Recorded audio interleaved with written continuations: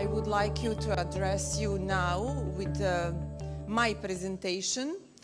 My presentation, as I mentioned, is current challenges to human rights, but current challenges to right to life. As we all can agree, the right to life is certainly one of the most essential human rights, as well as one of the oldest human rights. The right to life has been applied before constitutional courts, international criminal courts, international human rights courts, as well as before the UN Human Rights Committee. After such introductory,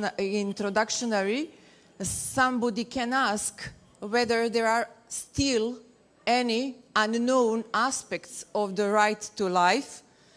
This right is the cornerstone of all other human rights, but still there is a lot of open question, especially in situations involving state responsibility, police action, and systematic threats to life.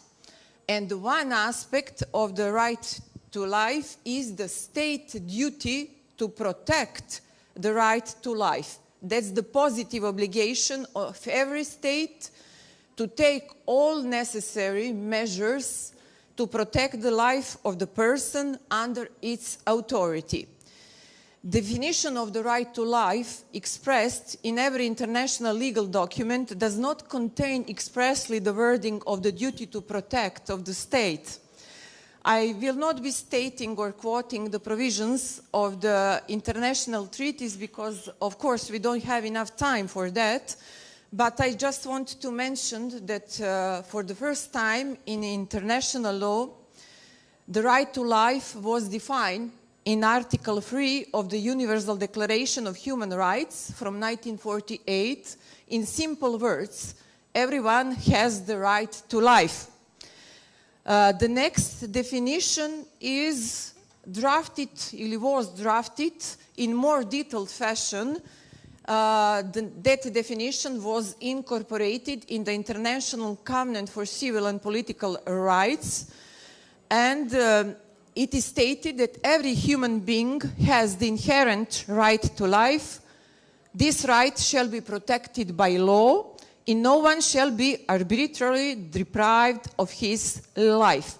Covenant, of course, were later supplemented with second optional protocol aiming at the abolition of death penalty. But for our country, for Europe, for Serbia, of course, it's a very important regional level. European Convention on the Protection of Human Rights and Fundamental Freedoms from 1950. In Article 2, Paragraph 1, it is emphasized that the right to life of every person is protected by law. No one can be intentionally deprived of life except during the execution of the court's verdict, etc., because this provision was amended by Protocol 6 and Protocol 13 concerning the abolition of death penalty in all circumstances. Paragraph 2 of Article 2 of European Convention states that the deprivation of life is not considered contrary to this article if it results from the use of force that is absolutely necessary. So we can see that these are the situations in which the use of deadly force would be allowed to the state agents. That situations are protection of the public order, protection of the legal order, and protection of the integrity of the country, and similar duties. So there are inherent limitations to the right to life. Before I say something about the state's obligation to protect human life, I want to highlight the provisions of the Constitution of the Republic of Serbia. The Constitution of the Republic of Serbia in Article 24, entitled Right to Life, states that human life is inviolable, In paragraph 2 of the same article of the Constitution, it is stated that there is no death penalty and death cloning of the human beings is prohibited. As we can see, as much as it is quite easy to express the statement that states have the duty to protect the right to life, it is really much difficult to define the scope and the limits of this duty. According to the practice of the European Court of Human Rights and the constitutional courts in Europe, there are 3 basic obligations of the state with regard to the protection right to life. It is the obligation of the state to refrain from taking life, illegal deprivation of life, that's a negative obligation, and the obligation to take all reasonable measures to protect the right to life of individuals within its jurisdiction. That's a positive obligation. Positive obligation of state includes material and procedural aspect. Material aspects mean establishing a appropriate legal framework and enforcement measures to prevent loss of life. That's material aspect. And procedural aspect means an independent and effective investigation. So obligation to investigate the death is procedural obligation. Obviously, that is why it is necessary to have effective criminal law. Deprivation of life in its legal essence has been defined within the criminal law as a crime of murder, and criminal law has always been the main legal branch to protect the right to life. But it is obvious that right to life, or I can say protection of the right to life, extends to other legal branches, not only criminal law. For example, in our country, we have a law on prevention of domestic violence. The duty to protect the right of life has been elaborated in specific cases before the European Court of Human Rights. On this occasion, I will mention just few decisions, few judgments of the European Court of Human Rights. But first, I want to emphasize the importance of the doctrine of the state's margin of appreciation. Each country, based on its local context, legal system, and social context, has a certain freedom in interpreting the standards of the Convention. But it must not interpret these terms completely arbitrarily and depart too far from the practice of European Court of Human Rights. As you are going to see, new practice sheds light on the right to life in a different way, highlighting the right of an individual to self-determination, a dignity, and free development of person. So the main question in the course of our panel subject are the following. Does one's right to self-determination also include the right to decide on one's death? Now I want to mention 3 judgments. One is judgment Haas against Switzerland. That's the judgment where European Court of Human Rights already admitted that one of the aspects of private life is an individual's right to decide on the manner and the moment of ending his or her life. Second judgment is Mortier against Belgium.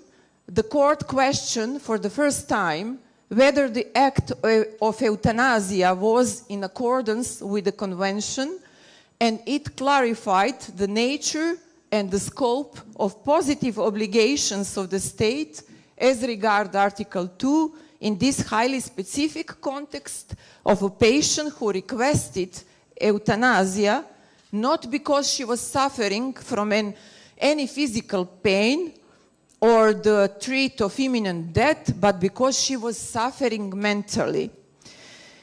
The court concluded that the given legal framework had provided protection of the patient's right to life as demanded by Article 2, and that euthanasia had been carried out in accordance with the framework, that material aspect. But when we are speaking about procedural aspect of Article 2, violation was ascertained as the doctor who had performed euthanasia was allowed to vote on its legality. Third judgment is judgment Gross against Switzerland. A court established violation of Article 8 since the Swiss law is not sufficiently clear and specific in respect of the permissibility of assisted suicide. The case refers to the complaint by elderly woman who wished to end her life without having any clinical disease. She was not able to obtain the permission from the Swiss authorities for the lethal dose of medication with which to end her life. The court decided that Swiss law was not sufficiently clear.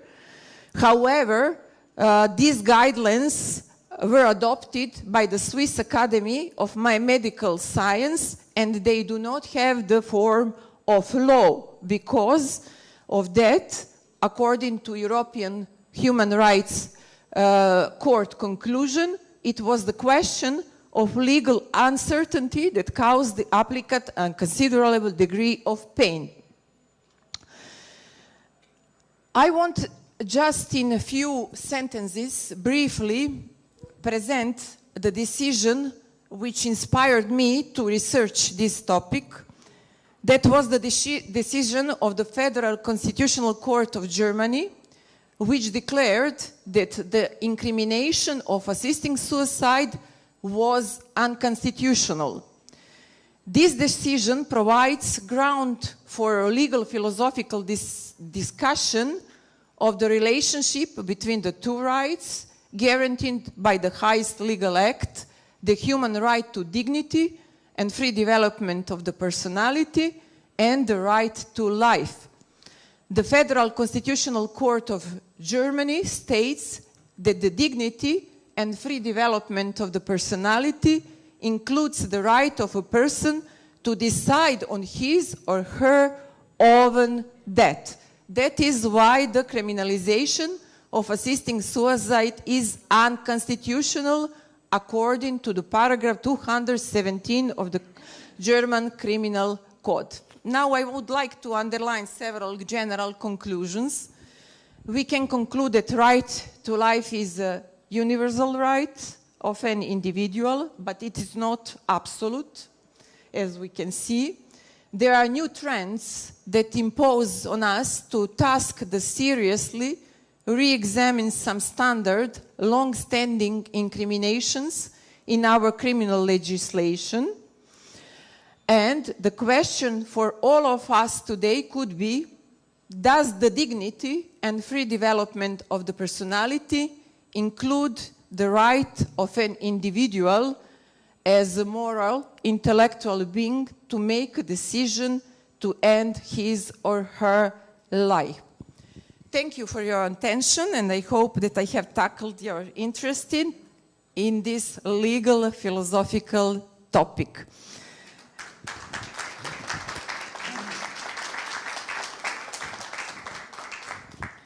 Next panelist is Mr. Hussein Demir. As I said before, he's coming from Germany. Mr. Demir, the floor is yours. Okay, I'm a law professor. I was a law professor in Turkey, and then I became a victim of human rights violation. Now I am working for the victims to litigate against torturers and others. So, okay. Ladies and gentlemen, esteemed colleagues and distinguished guests, it is an honor to stand before you today at the World Law Congress. As we delve into the complexity surrounding human rights, I would like to focus our discussion on a pressing issue, the implication of misuse of anti-terror laws on human rights. To do that, I want to take Turkey as an example case. Recently, some countries have faced significant criticism regarding the use of anti-terror law as a means of silence the political opposition. While the governments claim that these laws aim to safeguard national security, we must critically examine their impact on fundamental human rights, particularly the rights to free expression and peaceful assembly and organization. Some of the anti-terror laws encompasses broad definition of terrorism and provide extensive powers to authorities. This legislation has been utilized to justify the detention of individuals, including journalists, political activists, and ordinary citizens, often based on vague or overly broad charges. The law permits preventive detention and extensive surveillance, raising serious concerns about the application and the potential for abuse. One of the most alarming consequences of these laws is their chilling effect on free speech. In a democratic society, open discourse and the ability to criticize the government are foundational pillars. However, the expansive interpretation of what constitutes terrorist propaganda have led to the criminalization of dissenting voices. Journalists and media outlets critical of government's policies often face harassment, legal action, or outright closure. This creates an environment of fear that stifles open debate and undermines the role of the press as a cornerstone of democracy.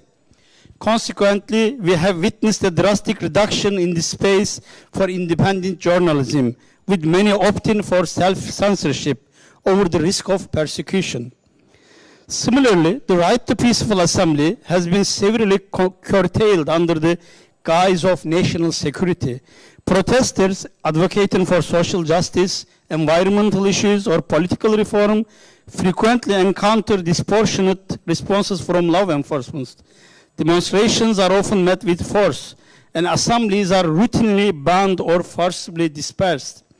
The right to gather and protest is a fundamental expression of democratic governance, and its suppressions raise substantial concerns about the erosion of civic space in countries like Hungary, Poland, and Turkey. Let's look into Turkish case a bit deeper. Since the 2013 Gezi Park protests, which started with an environmental concerns, Turkish president has increasingly labeled his political critics and opponents as terrorists. This approach intensified following the 2013 corruption investigations and the 2016 coup attempt.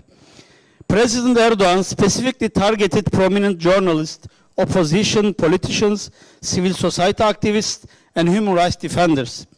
In journalism, figures like Deniz Yücel, who was a German journalist and arrested in Turkey, and Can Dündar face explicit terrorist labels from Erdogan, primarily due to their investigative reporting on sensitive topics involving the government and security services.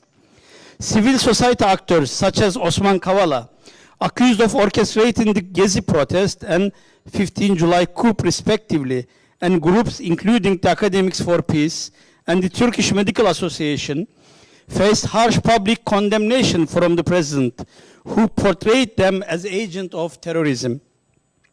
Human rights defenders, notably Amnesty International's Turkish leadership, including Özlem Dalkıran and Taner Kılıç, were similarly vilified as terrorist conspirators. This rhetorical strategy effectively delegitimized dissent, equating peaceful activism, political opposition, and journalism with terrorism, significantly impacting freedom of expression and democratic governance in Turkey.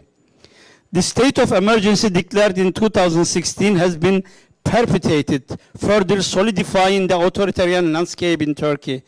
The constitutional changes approved in the 2017 referendum conducted under the state of emergency conditions have shifted the country from a parliamentary system to what has been termed the Turkish-type presidency model. The Venice Commission has warned that such amendments severely undermine the separation of powers, a fundamental pillar of democratic governance. Reports from international bodies, including the Council of Europe, highlight the severe restrictions placed on rights and freedoms under the state of emergency, raising alarms over the Turkey's commitment to uphold democratic norms. The overarching trend of using anti-terror legislation as a tool of oppression impacts not just those directly targeted, but erodes the very fabric of society. It instills a climate of fear that damages public trust in the judiciary and silences critical voices necessary for a healthy democracy. The instrumentalization of terrorism charges exemplifies a deviation from the rule of law into a framework of political expediency, with far-reaching consequences for justice and human rights. Today, I want to propose 4 key steps needed to counter the misuse of anti-terrorist laws that restrict freedom of expression and assembly, ensuring that our approach to combating terrorism does not come at the expense of human rights. National laws must be formulated with sufficient precision to enable individuals, including media actors, to foresee the reasonable consequences of their actions. This process will prevent arbitrary interpretation that can lead to unjust prosecutions and provide clarity for citizens and legal professionals alike. Any restrictions on freedom of expression must be strictly necessary to protect national security and proportionate to the legitimate aim pursued. Anti-terror legislation should only apply to content or activities that necessitate direct violence or threats intended to spread fear. Other forms of expression should be protected under the responsibilities defined by Article 10 of European Convention of Human Rights. Anti-terror laws should not unduly interfere with the media's right to disseminate information of public interest or the public's right to receive it. We must ensure that journalists and media outlets can operate freely without the fear of being labeled as terrorists. All individuals imprisoned for legitimate criticism or dissent should be released and their criminal records cleared. Moreover, we must foster social awareness regarding the misuse of anti-terror charges and the targeting of legal professionals. Civil society organizations, human rights advocates, and the media should play crucial roles in raising this awareness. Engaging the public in discussions about the significance of rights and the implications of current legal practices will strengthen the long-term protection of justice and social peace. In conclusion, the challenge we face in Turkey is emblematic of a broader struggle between national security and human rights globally. As we continue our discussions at this esteemed Congress, let us reaffirm our commitment to uphold the values of democracy, justice, and human dignity. Together, we can work towards a future where freedom of expression and the right to peaceful assembly are protected, and where the law serves as a shield for citizens, not a weapon against them. Thank you.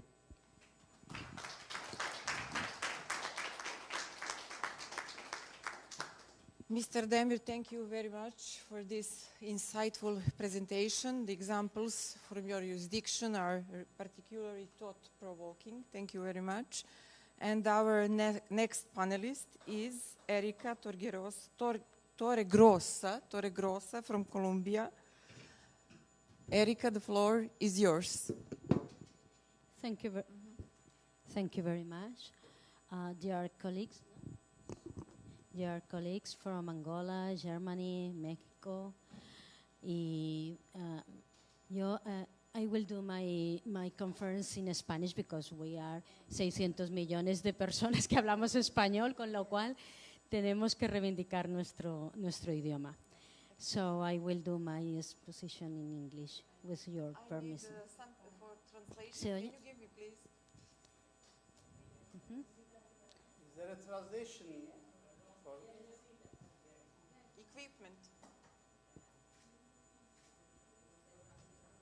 I recommend you to study a little of Spanish. Poquito. Porque los hispanohablantes casi todos Okay, entendemos y never mind, hablamos. Erika, you can start. You can start. Okay. Hola. No, porque casi todos los hispanohablantes entendemos o hablamos un poquito de inglés, pero los ingleses no hablan mucho español, ¿no? Bueno, Bueno, en primer lugar, un saludo muy especial a mis colegas, un saludo muy especial a los organizadores del Congreso. No es fácil organizar 54 paneles de la calidad de ponentes y de la calidad de temas que vamos a tratar. Hoy, ya está, ya. Pues estoy alargando los saludos para que…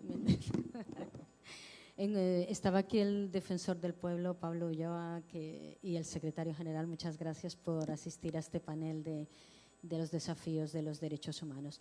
Y yo, en este momento, voy a empezar mi intervención hablando sobre algo de lo que se habla poco, pero que nos interpela mucho. Y es los derechos humanos y las empresas. Cómo se hace para que las empresas sean responsables con los derechos humanos y cómo se hace para que esto que llamamos Agenda 2030 de Objetivos de Desarrollo Sostenible, que en teoría se tienen que conseguir para el 2030, cosa un poco difícil teniendo en cuenta que estamos en el 2026 y vamos un poco justos para erradicar completamente la pobreza de aquí al 2030, conseguir el hambre cero, conseguir la igualdad de oportunidades para todos. Vamos un poquito justos, pero vamos a seguir intentándolo. En cualquier caso, yo quiero empezar diciendo que cuando una empresa directa o indirectamente vulnera derechos humanos, no es un fallo ético ni es un fallo de la empresa, no. Es una amenaza a la democracia y a la dignidad colectiva de todos nosotros. Antes la presentadora decía de que hablaba mucho de los derechos, pero se ha hablado poco de los duties, se ha hablado poco de los deberes. Y a cada derecho humano le corresponde un deber del Estado para proteger. Entonces, en esto de las empresas, en Europa yo represento a Colombia en esta ocasión. Vivo en España, entre Madrid y Barcelona, y tengo una consultoría que se dedica precisamente a la sostenibilidad y los derechos humanos. Es decir, cómo las empresas pueden responsablemente cumplir los objetivos de desarrollo sostenible y hacer que tengamos una dignidad colectiva protegida. Entonces, realmente el papel crucial de las empresas quisiera tratarlo desde una perspectiva muy transcontinental. En Europa se aprobó hace poco menos de un año, se aprobó la Directiva de Diligencia Debida, Sostenibilidad y Derechos Humanos.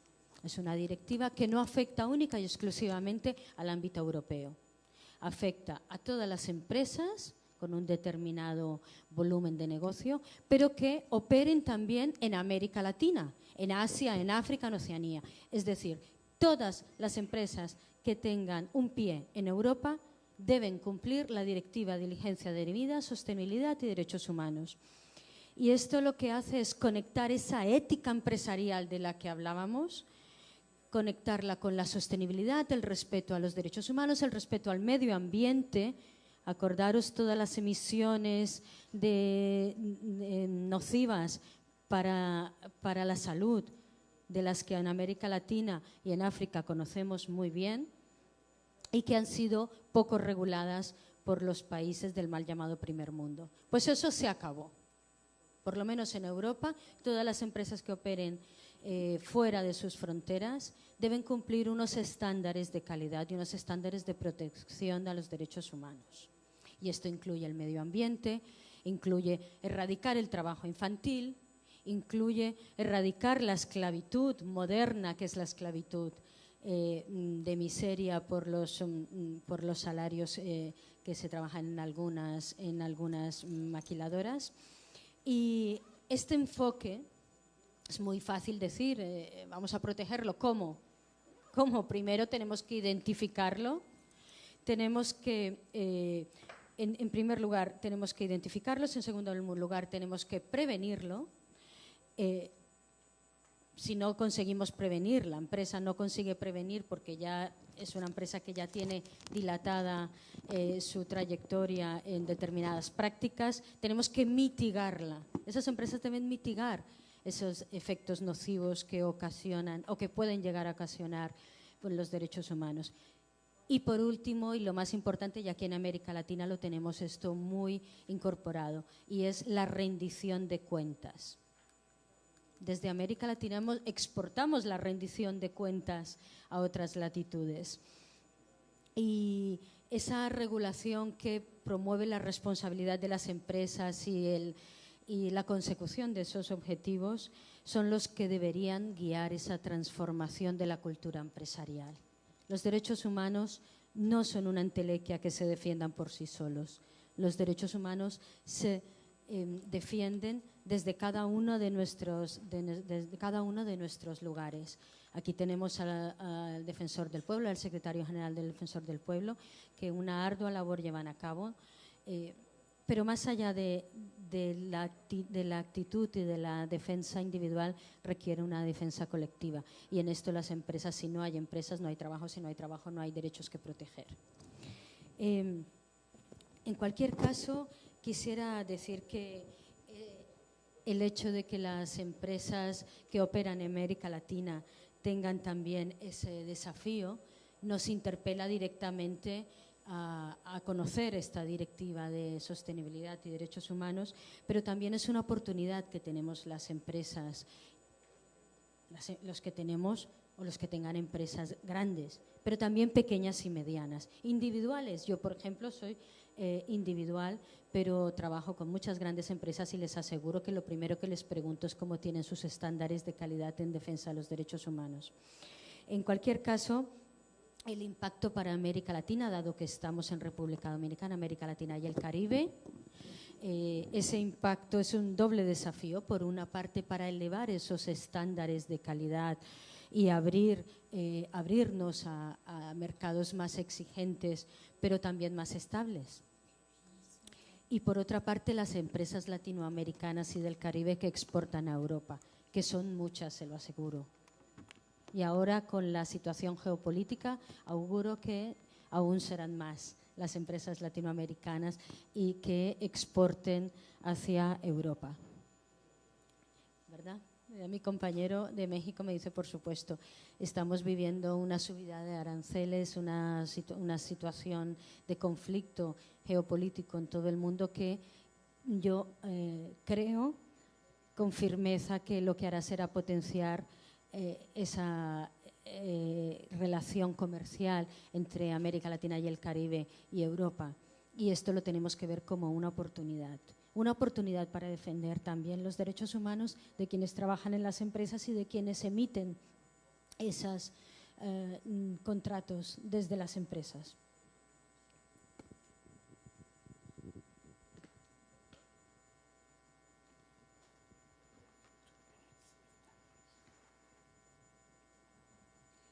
Y quisiera también ir concluyendo para decirles que podemos, desde América Latina y el Caribe, podemos funcionar de dos maneras.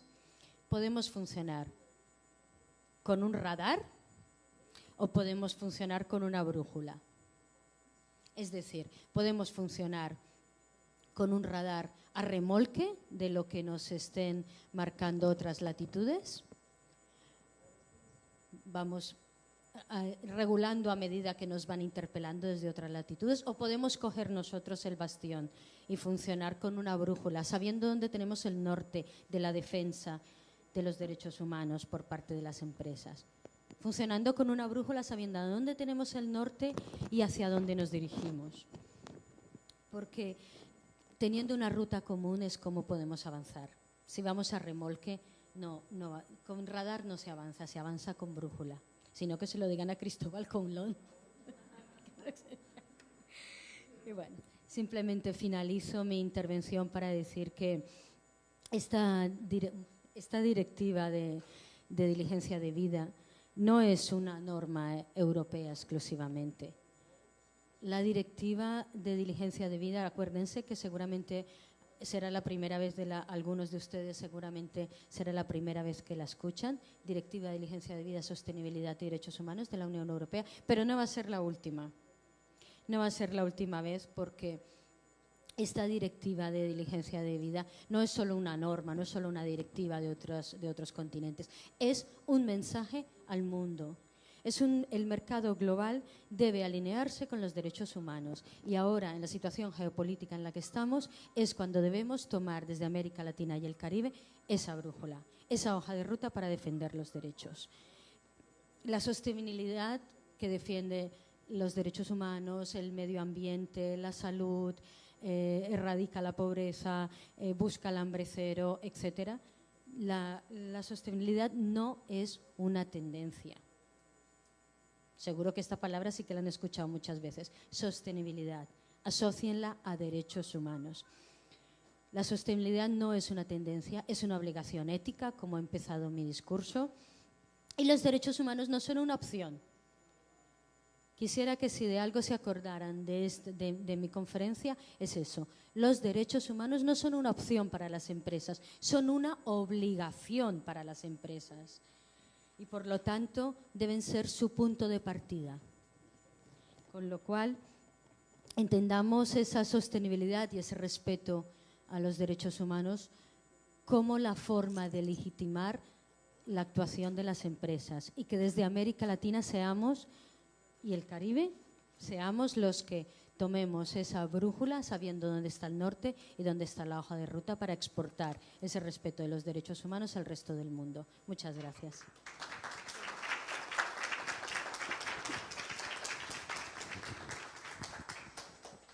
Dear Erika, many thanks for your excellent contribution, for your excellent presentation. As a matter of fact, I will have one question for you later. Spanish. Yes, in español. I will try.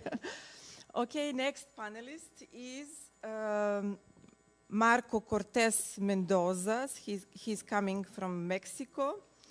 Marco, you can introduce yourself briefly and you can start then.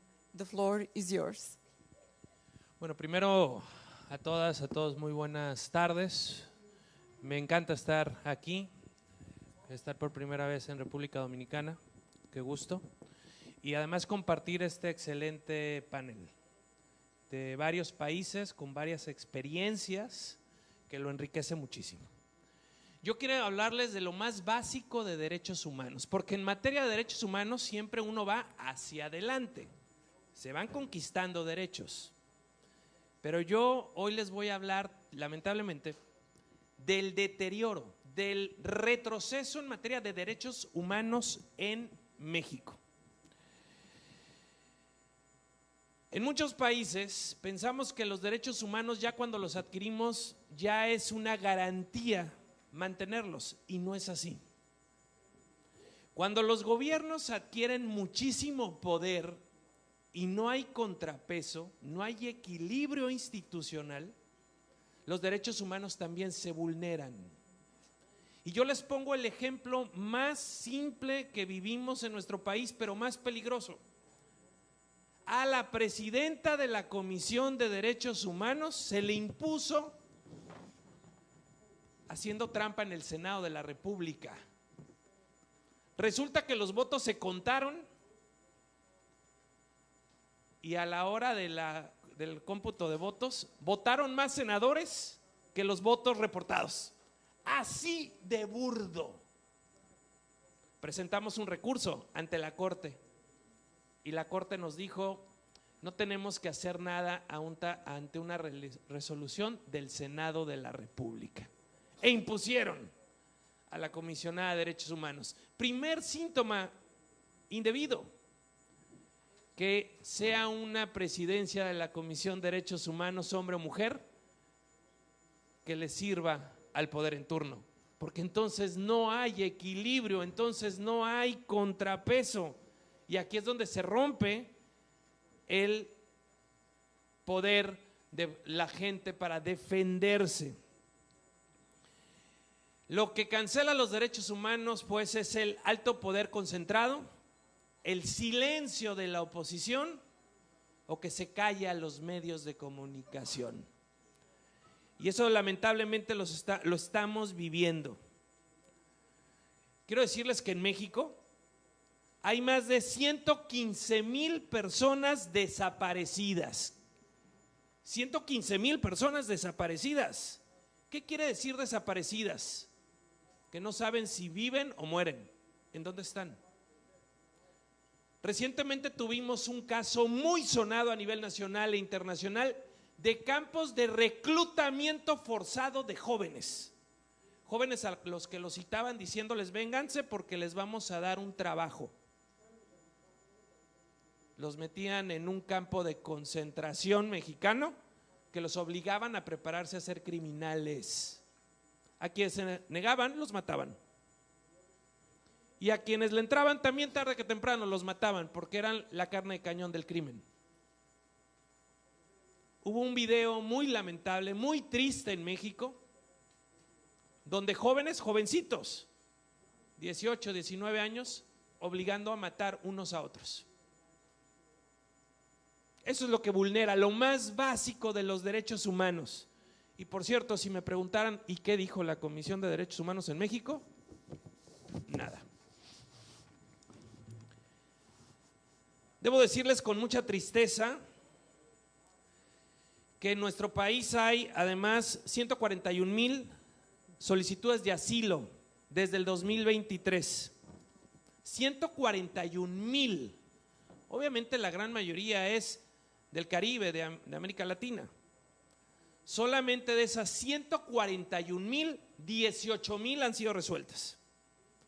Seguramente la comunidad internacional se dio cuenta que en un centro de migrantes, por negligencia perdieron la vida 40 en Ciudad Juárez. Porque la autoridad los encerró y hubo un incendio y no los sacó. Videos en donde ahí la gente estaba y las autoridades migratorias mexicanas no les abrieron la puerta de la reja para sacarlos. Murieron todos. Negligencia pura. ¿Y saben qué dijo la Comisión Nacional de Derechos Humanos? Nada otra vez. Ahí es donde se pierde entonces el contrapeso, el control, y es desde el debilitamiento institucional. Tenemos un problema en México. No hay policía nacional. Antes teníamos algo que se llamaba la Policía Federal, civil, de personas civiles preparadas en una academia y eran policías. Hoy saben qué es lo que tenemos, una Guardia Nacional. Pero esta Guardia Nacional es militar. Militar. Las organizaciones internacionales de derechos humanos, la representación de la ONU en México de derechos humanos, todos se expresaron en contra de que se militarizara la seguridad. Diciendo algo muy básico: solo donde hay dictaduras la seguridad es militar. La seguridad que atiende al ciudadano, no al crimen organizado, no, al ciudadano. Hoy no tenemos una policía federal civil, hoy tenemos una policía federal militar. Y eso prende nuevamente los focos rojos en materia de derechos humanos, porque hay recurrentes violaciones de abuso, porque los militares no están preparados para el contacto día a día con la sociedad. No es su razón, su preparación. Y obviamente se han incrementado las diferentes violaciones a los derechos humanos. Quiero informarles que tristemente en nuestro país han muerto, asesinados, 42 defensores de los derechos humanos. 42. Han asesinado a 8 periodistas y 2 defensores, pero aquí tiene una categoría: bajo el mecanismo de protección del Estado. O sea, periodistas y defensores de derechos humanos que ya tenían amenazas del crimen, de ser asesinados, bajo el esquema de protección, también fueron asesinados. Eso es sumamente grave lo que está pasando en nuestro país.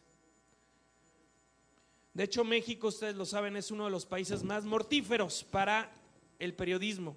Hay, nomás para que sepan la falta de justicia, 32 sentencias, 32 de 1,592 casos. No hay justicia en materia de crímenes contra periodistas. Esto es solo contra periodistas.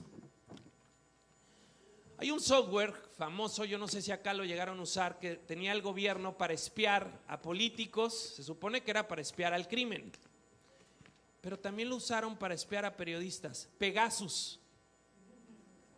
Bueno, pues Pegasus fue el instrumento del Estado para espiar tanto a oposición como a los periodistas. Bueno, llegó al nivel que en el Parlamento Europeo se manifestaron en contra de que el presidente de la República entonces hubiese publicado los datos financieros de un periodista, porque lo señalaba y lo atacaba. Hasta el Parlamento Europeo manifestó su rechazo a esto. ¿De qué forma más que una intromisión y hostigamiento del Estado mexicano a un periodista por ser crítico? Ustedes deben saber que en el 2022, solo por poner un ejemplo, 10 medios de comunicación recibieron el 55% del gasto en publicidad del Estado. Solo 10 medios. Ustedes saben qué eso significa manejar la línea editorial. Estamos viviendo un proceso sumamente complicado. En México, aunque ustedes no lo crean, el Poder Judicial ya va a ser electo por voto popular. Las ministras y ministros de la Corte, el próximo 1 de junio, o sea, en menos de un mes. De ese nivel es el deterioro que estamos viviendo. En menos de un mes, o sea, el 1 de junio la gente va a ir a votar. ¿Saben qué porcentaje de gente estimamos que va a votar? Ni siquiera el 10% del padrón. Le van a dar a la gente listados y listados de personas por las que hay que votar. Ministros de la Corte, magistrados en materia administrativa, en materia penal, en materia electoral, jueces en las diferentes materias. O sea, imagínense ustedes a los candidatos a jueces dando un volante diciéndole vota por mí en redes sociales, vota por mí. Está completamente rota la independencia del Poder Judicial. ¿Quiénes van a ir a votar? Y ojo a lo que les voy a decir, la primera parte me preocupa menos. Los que van a votar son las clientelas electorales del gobierno, los beneficiarios de los programas. Pero ¿saben cuál es la segunda parte que va a votar en muchas regiones? Los amenazados por el crimen organizado. Ellos son los que hoy quieren tener jueces de consigna. De hecho, la propia presidenta de México y el presidente del Senado en México aceptó, óiganlo bien, que dentro de los candidatos hay gente del crimen organizado. O sea, jueces del crimen. Y todo esto porque quieren quitar la autonomía del Poder Judicial. En México hay 3 poderes, el ejecutivo y el judicial. Hoy se ha roto. Quiero concluir porque mi tiempo se ha acabado diciéndoles que todo esto es un deterioro constante. El debilitamiento de las instituciones es muy importante. ¿Yo qué les sugiero? Cuiden de sus países, que no haya un debilitamiento institucional, porque de manera sorda, callada, empieza a matar la democracia, la libertad, y con ello mueren todos los derechos humanos. Muchísimas gracias.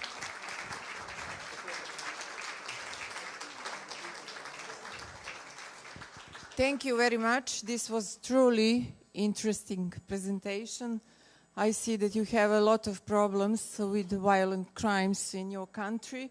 Maybe later in discussion we can talk about that, about killings which you mentioned, about maybe domestic violence, about femicide. Maybe you can tell us how it is, how big the problem is, femicide, for example, in your country, because you mentioned a lot of people were killed in recent years in Mexico. Thank you very much. And now I would like to give a floor to Mr. Excuse me, to the judge from Constitutional Court of Angola. Your topic, I think, is fight against corruption. Okay, the floor is yours. Soy angoleño. Mi idioma es portugués. Por essa razão, vou falar em alguma coisa que se chama portunhol.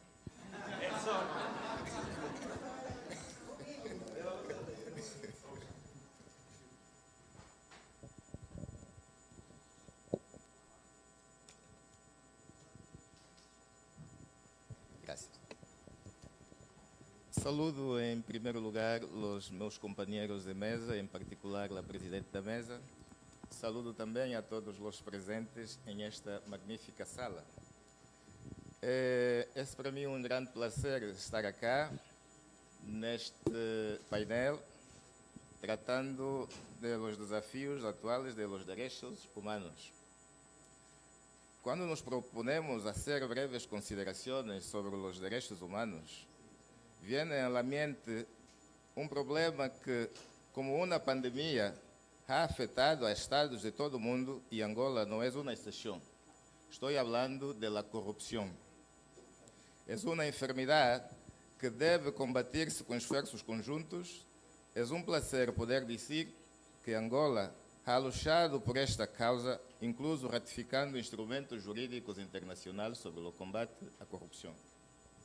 Sin embargo, invito a todos presentes a prestar atenção a possíveis situações limite e questões que potencialmente violam os direitos fundamentais e a dignidade da pessoa humana, em nome da luta contra a corrupção. Trata-se da inversão da carga da prova em la confiscação e a dignidade da pessoa humana. Em todo o mundo, e Angola não é uma exceção, se ha criado medidas legislativas em cumprimento das recomendações derivadas das convenções internacionais que Angola ratifica, como a Convenção da União Africana para prevenir e combater a corrupção e as derivadas do Grupo de Ação Financeira Internacional, el GAFI, sobre estándares internacionais para combater o lavado de dinheiro e o financiamento do terrorismo. É em esta sequência que Angola aprovou várias legislações sobre o combate à corrupção e ao confisco de ativos. A confiscação é uma medida de política criminal que concheva a privação definitiva de bens provenientes direta ou indiretamente de uma atividade delitiva decretada por um tribunal, como resultado de um processo relacionado com um ou mais hechos ilícitos. Esta forma de confiscação ampliada permite presumir que todos os ativos do delinquente que não sejam consistentes com seus endereços legais provêm de uma atividade delitiva, invertendo assim a carga da prova. Aunque se reconheça que a confiscação ampliada é um mal necessário, certamente todos estamos de acordo em que deve utilizar-se com cuidado, respeitando os princípios e direitos fundamentais garantizados constitucionalmente, especialmente a presunção de inocência e a dignidade da pessoa humana, sob pena de que o remédio se vuelva mais dañino que a enfermidade mesma.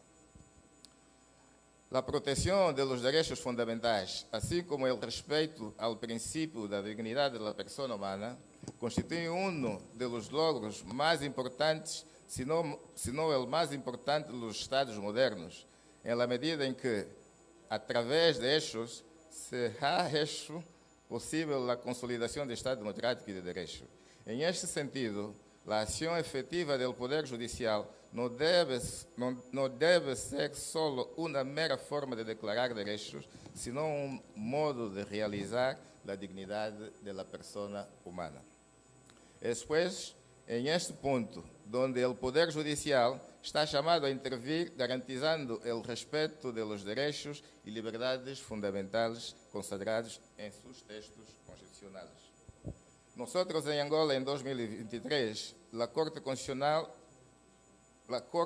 declarou inconstitucional com efeito erga omnes decreto presidencial que estabeleceu o regime de participação atribuindo aos órgãos administrativos de justiça por los ativos financeiros e não financeiros que estes hão recuperado, por considerar que entrava em conflito com as garantias de independência e imparcialidade de los tribunais e, em consequência, com o princípio de devido processo, ao criar convicção de que ao resultado do litígio foi viciado desde seu início. Recentemente também, uma sentença da Corte Constitucional considerou a constitucionalidade de normas do Código Penal e da legislação sobre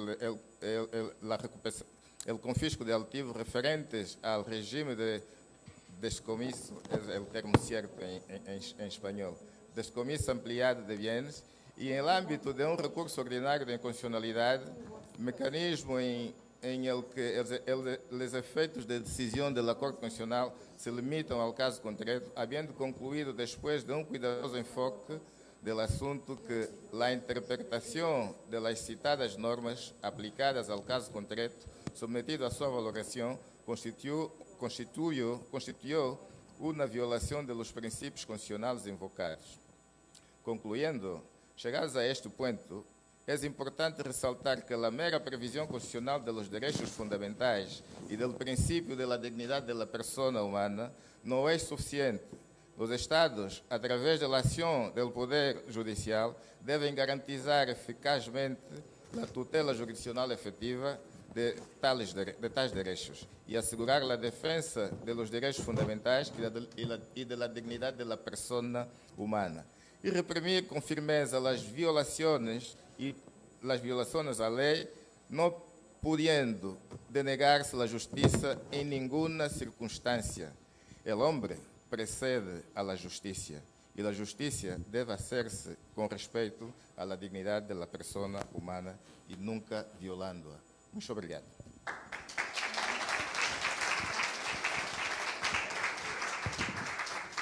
Thank you very much, because you respected the time and all of each of us others not. Excuse me for that. Now we have about 20 minutes for discussion, and I have one question for Mr. Demir Hussein. You are talking about detention cases that are connected to recent judgments of the European Court of Human Rights in Kavala case and other cases against Turkey. Can you tell me something about that, something more about that, and about the implementations of the judgments of European Court of Human Rights in Turkey?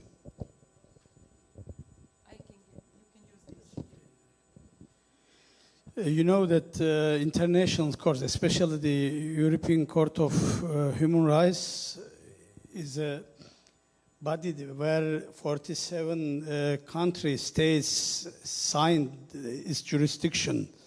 So Turkey is one of them. But what's the point when the court passed the judgment, but the state doesn't comply with it? So that's the case in Kavala and Demirtas and Yalçınkaya cases. The court decided that their rights were violated, especially Article 7, which is a legality, and also arbitrary detention, Article 6 and others. But Turkish judiciary, under the control of government, executive, so they just made some kind of trick, decided to release Kavala, but before they released him, they didn't release him actually. On the paper they released him, but they arrested him for another crime, and which is, I just told you about,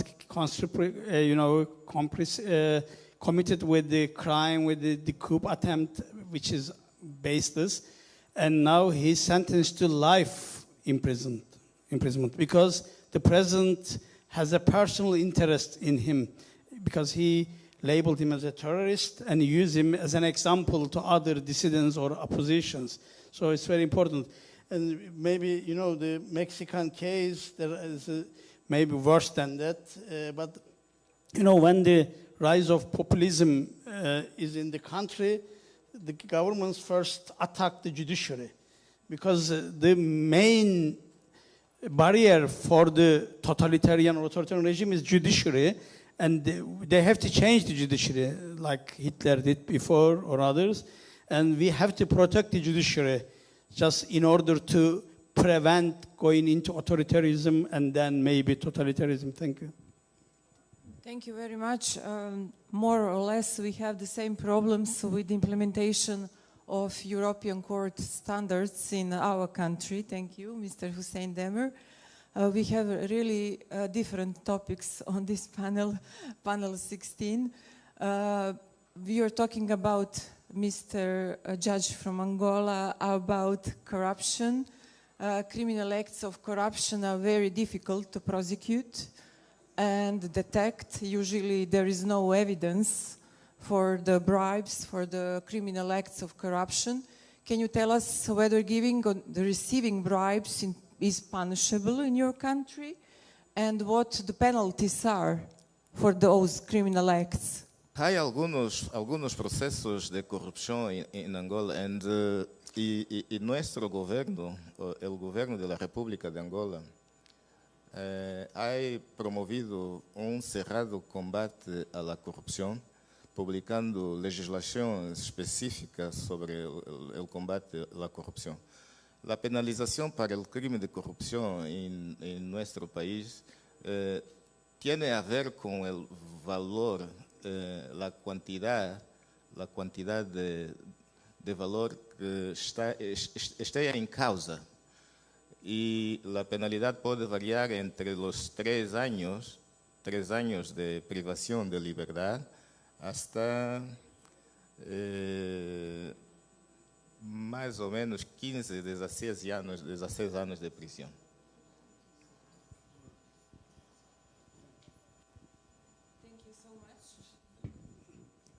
Thank you so much. You want to add something? Some Yes. addition. So, Here you are, please. solo quería añadir a las palabras de mi querido colega de Angola que la regulación es perfecta para crear unos marcos regulatorios, pero si no hay la voluntad política y la cultura social de poder aplicarlo, no avanzaremos nunca en el combate contra la corrupción. Eso lo hemos vivido en diferentes latitudes y hay que empezar por la cultura social para erradicar la corrupción y por tener muy bien pagados a jueces, fuerzas y cuerpos de seguridad, maestros que enseñen a los niños las bondades de la no corrupción, de la integridad, y a los médicos, porque son los que salvan nuestras vidas. Pero en cualquier lugar, cultura social para erradicar la corrupción es el punto número 1 después de la regulación. Thank you so much. In our country, we have separate criminal acts, giving bribes and receiving bribes. Mr. Cortés Mendoza, connected with your presentation, when we are talking about serious setback of human rights in recent years in your country, I am especially impressed for the cases of femicide. Do you have separate criminal offense of femicide in your country? For example, in Serbia, we don't have separate criminal act femicide. I will explain the situation later in Serbia. Muchas gracias por tu pregunta. A ver, el feminicidio en nuestro país también ha sido creciente y más cuando vemos a una sociedad que no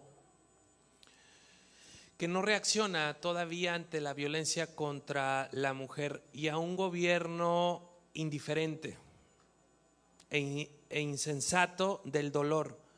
Pero yo quiero referirme a algo que mata más a la mujer que la propia muerte. Y se trata cuando sus hijos son secuestrados. Allá en México hay un grupo de mujeres que se les denomina las madres buscadoras. Llevan años buscando a sus hijos. Y las madres buscadoras han encontrado más sobre los expedientes de sus hijos que la propia Fiscalía General de la República. Y el gobierno es insensible, no escucha, y eso duele más. La insensibilidad del gobierno ante el dolor de una madre que busca a su hijo no tiene forma de poderse describir.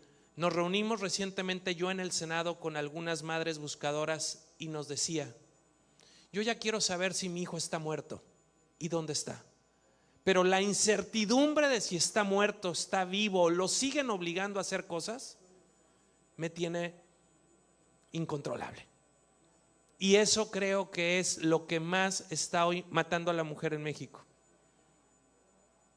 que es la falta de posibilidad de poder encontrar a los suyos.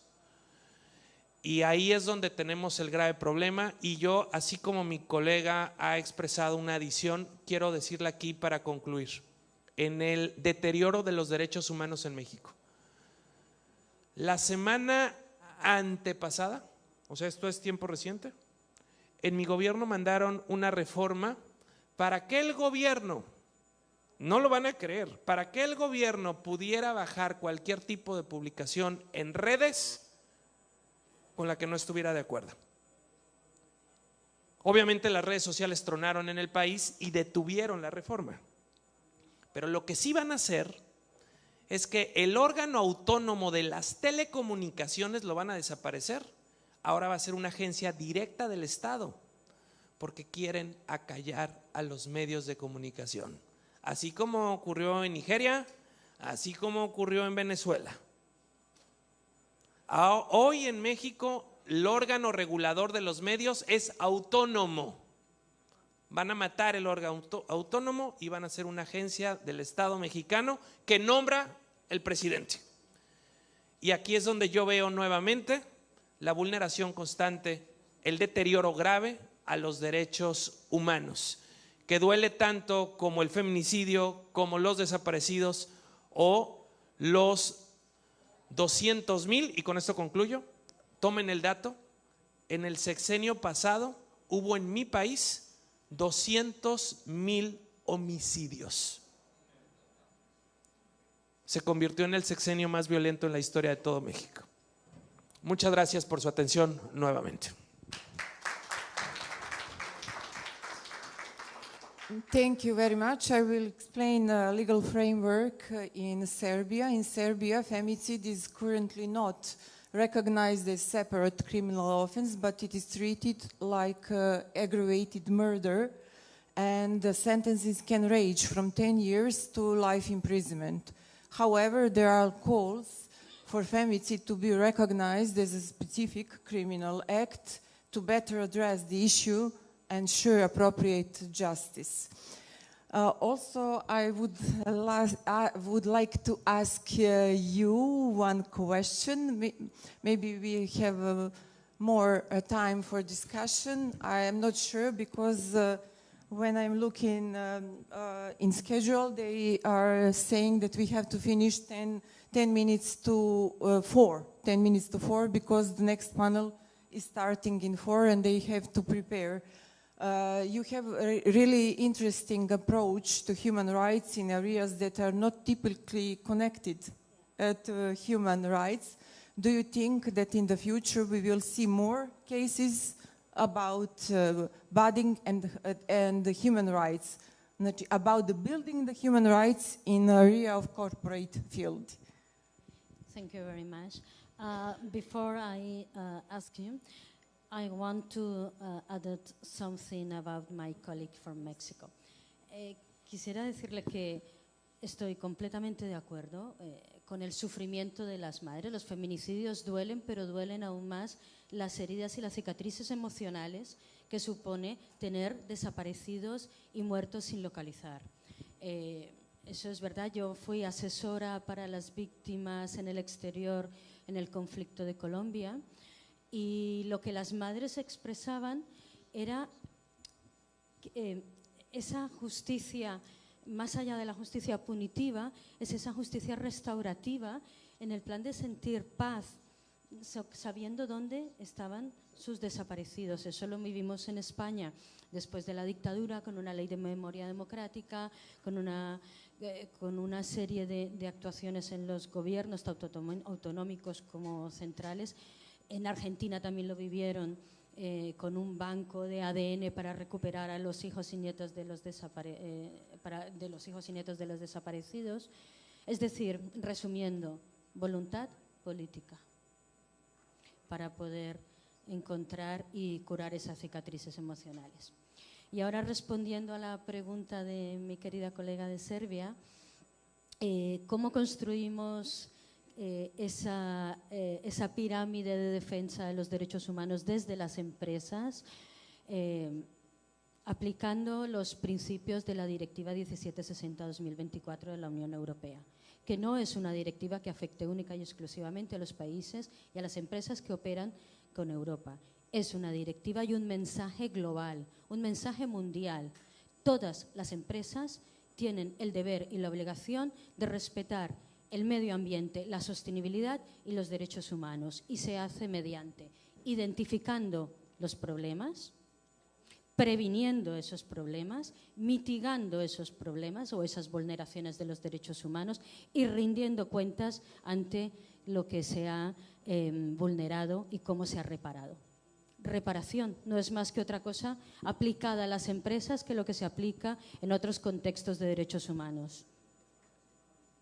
La garantía de no repetición, que es la base de la justicia restaurativa. Y en eso estamos, construyendo los derechos humanos desde la identificación y la reparación a todos los niveles. Gracias. Thank you.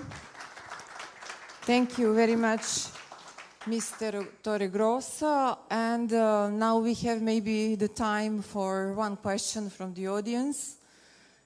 I'm open the floor for the questions from the audience. Here you are. Buenas tardes.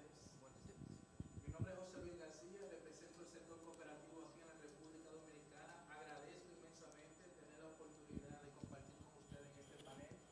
Aunque soy del sector cooperativo, todo lo que han hablado acerca del derecho humano nos impacta. Sin embargo, en la intervención de nuestra compañera de Colombia me llamó mucho la atención porque hablaste de derecho humano desde las empresas. Y precisamente en República Dominicana, en estos momentos se está tratando de hacer una modificación de la ley laboral. Y aquí hay un derecho adquirido que se llama la cesantía. Y ese es la punta del iceberg de la discusión. Por si no existe en otros países, la cesantía es como un derecho adquirido por los trabajadores que al ser separado de la empresa te tiene que devolver para tú sustentarte mientras tanto. ¿Cómo podríamos nosotros tener la oportunidad de poder llegar a tener esa influencia del derecho humano desde la empresa cuando el mismo sector empresarial es que está empujando para que se quite ese derecho? Gracias. Thank you very much for your contribution to our panel. I think I saw you on the panel 4 too. So you like to be here and to hear different views on different topics. At the end of this panel, I would like to congratulate again to the organizers on the excellent organized conference and on the selection of the speakers. They have done a great job. And many thanks to all of you for your excellent contribution. Thank you very much.